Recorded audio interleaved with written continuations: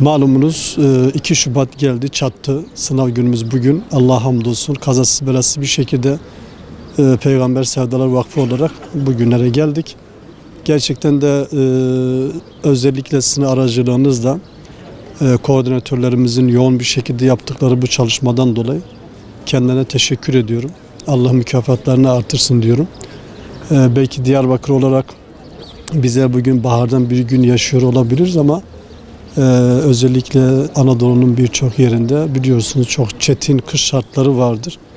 Ve bu hava muhalefetine rağmen de Allah'a hamdolsun kardeşlerimiz kendi illerinde, ilçelerinde, beldelerinde bu sınavı yapmaya çalışıyorlar. Onu oku, onu yaşa sloganıyla yola çıktık. Ve gerçekten de Hz. Muhammed Mustafa sallallahu aleyhi ve sellemin hayatını, öğretilerini, yaşam tarzını kendi hayatımıza pratize etmek amaçlı böyle bir sınavı yapıyoruz. Ve bu sınavın bu manada ümmet için hayırlar getirmesini diliyorum. Güzel bir çalışma, heyecan verici bir çalışma.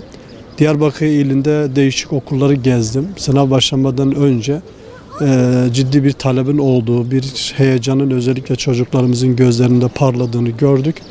Bu gerçekten de bizi çok sevindiriyor. Çalışma azmimizi daha da kamçılıyor. Türkiye geneli olarak 78 ilde bugün bu sınav yapılıyor. Allah'a hamdolsun. Tabii bunun dışında işte 254 ilçemiz, büyük beldelerde ve büyük kent, köy şeklindeki olan yerlerde de bu sınav yapılıyor.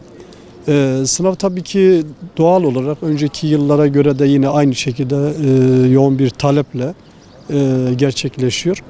Bu sene de yine Rabbim nasip ederse 200 bin civarında sınava katılım söz konusudur. Ve tabii ki biz bu sınavı özellikle 7'den 70'e herkesin katılımını sağlamak amaçlı sosyal medya paylaşımlarında özellikle dünden itibaren de artırdık. TAG'ımızda bu noktada yoğun bir taleple karşı karşıya. Biz bu hususta çalışmalarımızı kazasız belasız bir şekilde bitireceğimize inanıyoruz. Ama dediğim şekilde bizim için esas olan özellikle bu sınavın bilgilerini, bu sınavda öğrendiklerimizi, okuduğumuz kitabı, kitaptaki bilgileri hayatımızın merkezine taşımak. Yani siyeri merkezimize taşımaktır.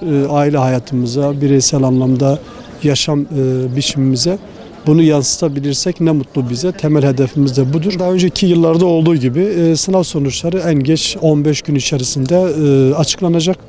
Daha sonra da mesaj yoluyla tüm katılımcı kardeşlerimizin cep telefonlarına iletişim olarak gelecektir. Onun için herkes bu konuda beklesin. İnşallah güzel bir sonuçla alacak, müjdeli haberi alacaklar. Hem kendileri hem de aileleri sevinmiş olacak diyoruz.